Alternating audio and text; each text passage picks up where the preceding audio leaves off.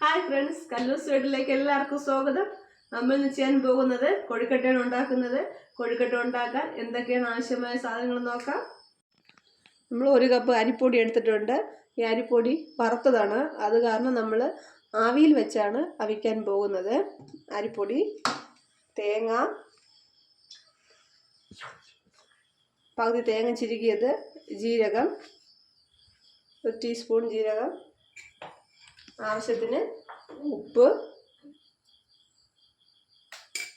കുറച്ച് വെള്ളവും കൂടി ചേർത്ത് നന്നായി കുഴച്ചെടുക്കുക.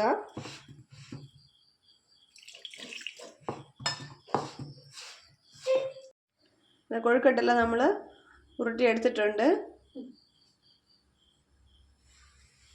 വെള്ളം ചൂടാകാൻ വെച്ചിട്ടുണ്ട്. വെള്ളം തിളച്ചു. തട്ട് വെച്ച് കൊടുക്കാം.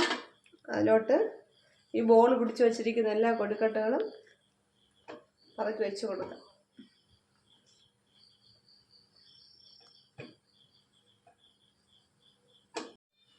എല്ലാം നമ്മൾ വച്ചിട്ടുണ്ട്. ഇനി നല്ലപോലെ അടച്ച് വെച്ച് ആവിയിൽ വേവിച്ചെടുക്കാം. വളരെ സ്വാദിഷ്ടമായ കൊഴുക്കട്ട റെഡി ആയിട്ടുണ്ട്. പൊടിച്ച് വറുത്ത മാവ്, അതുകൊണ്ട് നല്ല സോഫ്റ്റ് ആയിട്ടാണ് ഇരിക്കുന്നത്. നല്ല ചൂടാണ്. ചൂട് മാറിയതിന് ശേഷം കഴിക്കാവുന്നതാണ്. ഈ വീഡിയോ ഇഷ്ടമായെങ്കിൽ നിങ്ങളെല്ലാവരും ലൈക്ക് ചെയ്യുക, ഷെയർ ചെയ്യുക, സബ്സ്ക്രൈബ് ചെയ്യുക.